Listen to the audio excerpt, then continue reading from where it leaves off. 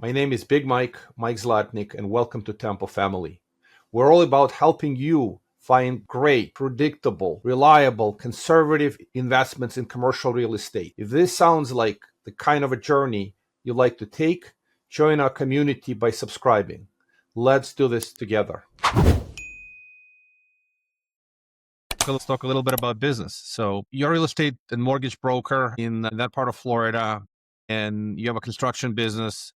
So let's talk a little bit about how's the market, how things are looking in that part of Florida. We've seen some volatility. I know on the left coast of Florida, west coast, there's been a number of obviously hurricanes, lots of problems with hurricanes, but a lot of softening in values has, it's not exactly news. It's already yesterday's news, but I'm not aware what's happening on the right coast of Florida. Are you also seeing some softening? So I do a lot of residential, some commercial. On the residential side, definitely see the softening, much easier for buyers to go out there, negotiate, get a better deal. Even on the commercial side, small triplexes or multifamilies, I do those.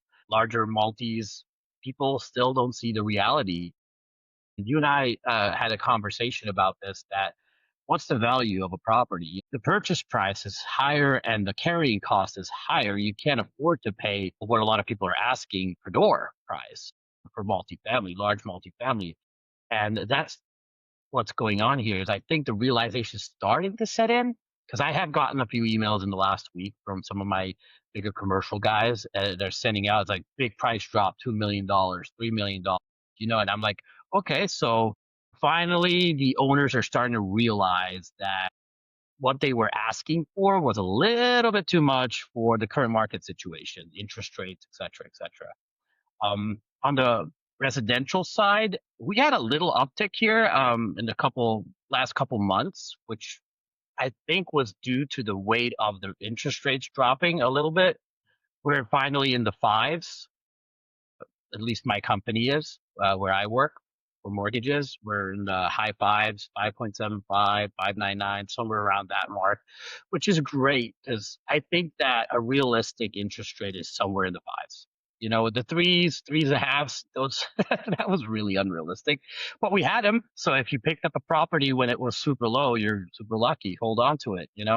But I think the fives, my first mortgage was in the fives on my first multifamily. So I think that is where we are and where we're standing about that. I always tell my buyers, the guys, if the rates keep dropping, people will keep coming to the market more and more and more. So the best time to go and negotiate is probably from now until rates keep dropping, because you have leverage. You're going in and these people are desperate. They want to sell. They've been on the market for 6 months. They haven't experienced that because when they bought, everything was flying off the shelves. Now they're like, what is this 90 days, 180 days? That's a normal market. That's a normal market to be on the market for 90 days. So I always tell them to go in, let's go in and let's negotiate our butts off and get some good deals. Yeah, these are great comments. I mean, they all make sense. Kind of the environment of higher for longer interest rates build up the pressure on owners, sellers, especially if it's a financial pressure, and then operating challenges. And then obviously, if they need to liquidate and the buyers are not there, then it's going to be buyer's market when they do show up.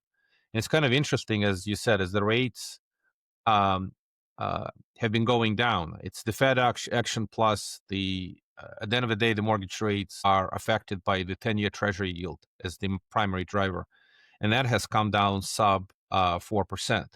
So mortgage rates trade on they trade on a spread, and that spread is somewhere around 2%. So you're now could be sub 6% range, and in the fives. That's exactly. It's good news. It's definitely good news.